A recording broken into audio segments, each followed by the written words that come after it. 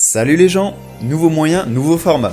Fini les 3 minutes, je reprends juste le concept des épisodes spéciaux en me concentrant sur un thème en rapport avec la Japanimation plutôt que la présentation d'une série.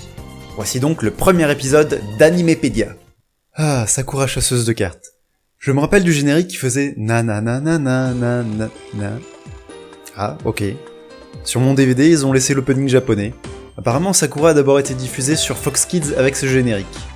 Mais perso, j'ai connu ceux de Froggy Mix introduits par M6 Kid. Pour résumer, Sakura est une jeune fille de primaire qui découvre un livre magique d'où s'échappent des cartes magiques. Puis une peluche magique lui donne un bâton magique pour récupérer les cartes avec ses pouvoirs magiques. Magique. C'est un excellent animé pour découvrir le monde des Magical Girls. Mignon sans être trop niais, avec aussi des côtés plus sombres, une animation très propre et des musiques géniales.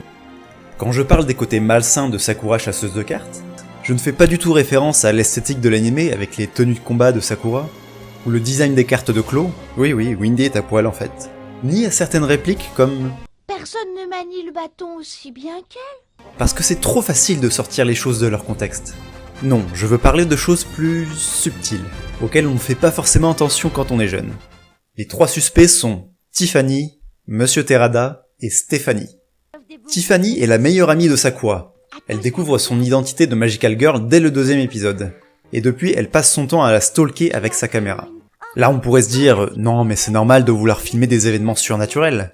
Sauf que ce n'est pas filmer des pouvoirs magiques qui intéressent Tiffany, mais bien filmer Sakura, pour ensuite mater ses vidéos, sur grand écran, seule dans une chambre noire. Ah, et il faut savoir que contrairement aux autres Magical Girls, Sakura n'a pas le pouvoir de changer de vêtements. C'est Tiffany qui lui confectionne ses costumes et qui lui en apporte toute une garde-robe un jour après avoir appris qu'elle était devenue chasseuse de cartes. Alors, soit Tiffany est assez folle pour avoir créé tous ses costumes en une nuit, soit elle est assez folle pour avoir créé ses costumes pour Sakura à l'avance, en attendant juste la bonne occasion pour les lui faire porter et la filmer. Dans tous les cas, ça veut dire qu'elle connaissait la taille et les différentes mesures de Sakura.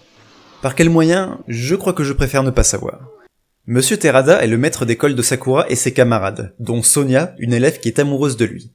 C'est explicitement révélé dans la série, notamment lorsque Sakura utilise la carte de l'illusion pour faire réagir Sonia lorsqu'elle était possédée par la carte de l'épée. À la rigueur, ça n'est pas ça qui est choquant. La situation devient beaucoup plus creepy avec cette scène. Parfait, tout le monde est présent.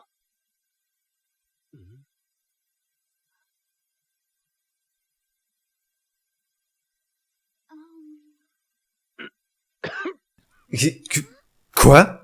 Ce n'est pas mon imagination là. On ne peut pas interpréter la scène autrement que par le fait que Monsieur Terada n'est pas indifférent aux avances de Sonia. Autant on peut concevoir qu'un enfant tombe amoureux d'une personne plus âgée, surtout quand celle-ci est une figure d'autorité. Autant l'inverse est disons beaucoup plus illégal. Stéphanie, à ne pas confondre avec Tiffany, est la cousine de Lionel, le descendant de Claw, le sorcier créateur des cartes magiques. Et oui, je prononce les noms francophones depuis le début, donc ça sera bien Lionel et non pas Shaolan. Lionel. Bref, après que son lien de parenté avec Stéphanie ait été bien mis en avant... Stéphanie est la cousine de Lionel. Ce sont des cousins. Je ne pense pas que la réplique qui suit fût la meilleure du siècle.